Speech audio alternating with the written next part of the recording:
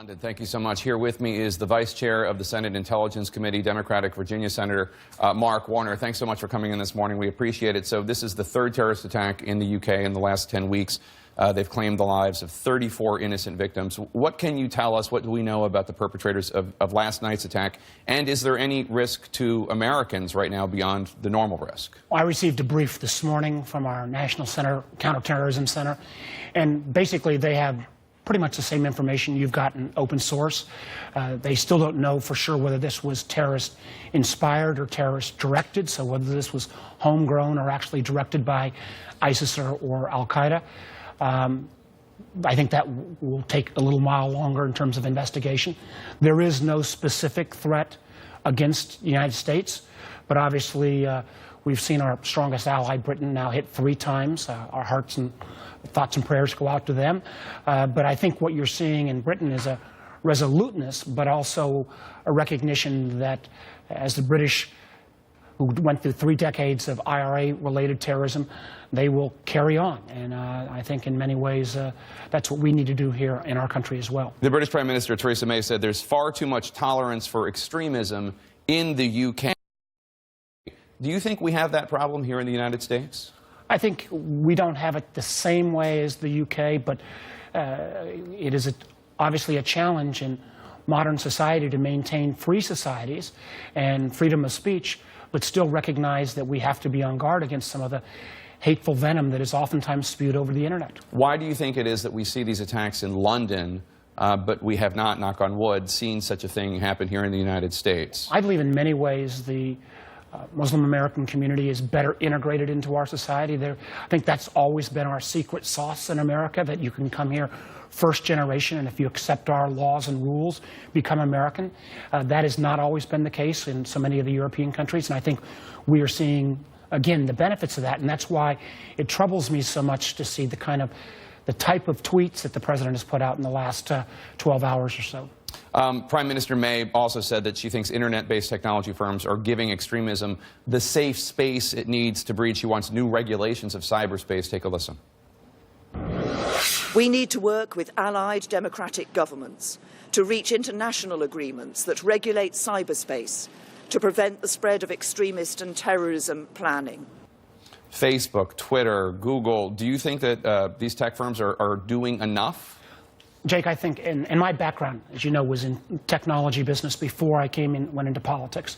I think we do have to re-examine these platform companies that for years have said they have no responsibility to curate the information that flows across their platforms.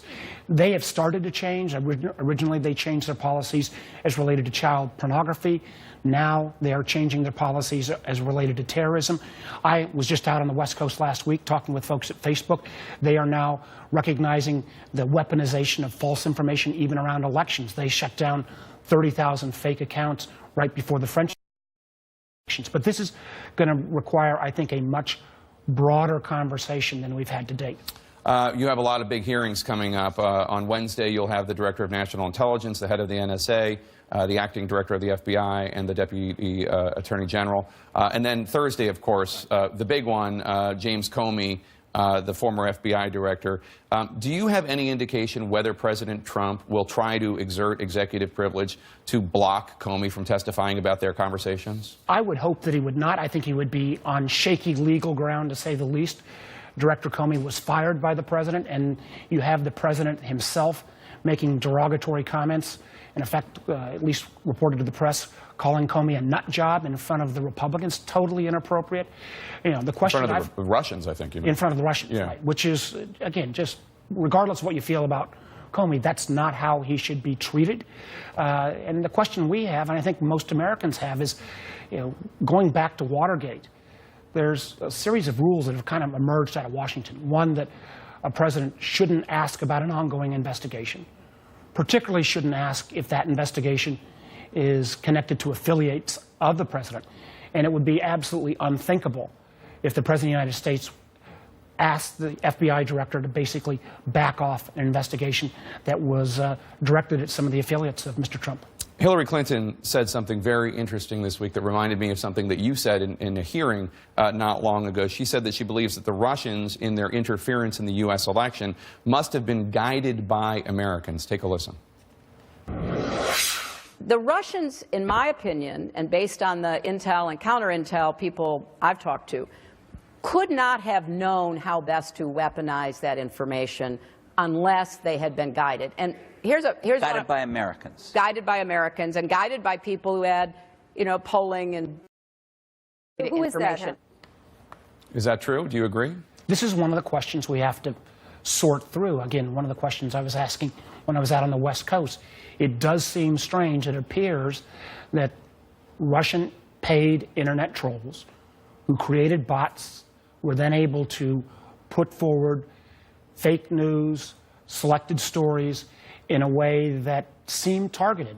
Now, targeted at certain states? Targeted at certain states, at certain demographics. We don't have full proof of that. So I'm not where Secretary Clinton is in terms of jumping to a conclusion. But this is one of the many questions that we need to investigate. One of the big questions, of course, is there any evidence of collusion that you have seen yet? Is there? Listen, there is a lot of smoke. We have no smoking gun at this point, but there is a lot of smoke. And again, one of the questions that we will have not only for Director Comey on Thursday, but on Wednesday for Director of National Intelligence Coates and NSA, NSA Director Admiral Rogers, I'm going to want to ask them, because there have been reports that the president also talked to both of them in terms of asking them to downplay the Russian investigation. That would be very concerning to me. Have you heard any accusation yet that you think, if it is proven, in terms of what the president has said to either Coates or Admiral Rogers or James Comey, that if it's proven, it is obstruction of justice? Jake, I went to law school, but I'm not a practicing attorney. I'll leave that for much better attorneys than I.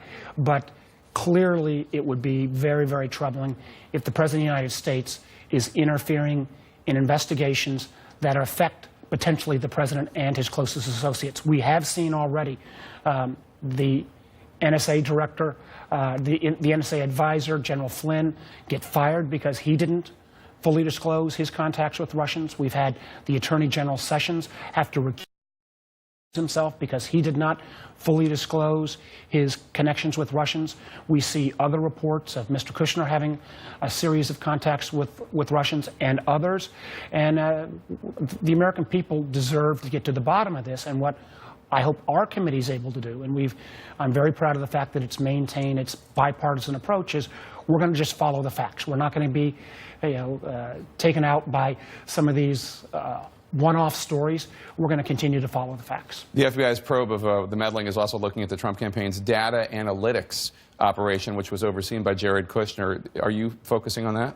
Listen, we're going to follow all of the facts in terms of what kind of contacts and whether the contacts were inappropriate between individuals affiliated with the Trump campaign and the Russians. There are contacts that were made before the election. There have been a series of stories about contacts between the election and the inauguration. And then we've got these very troubling reports about the president intervening, and in the case of Director Comey, fire him because potentially because of his activities with the Russia investigation. Senator Mark Warner, thank you so much for being here. We really appreciate it, as always.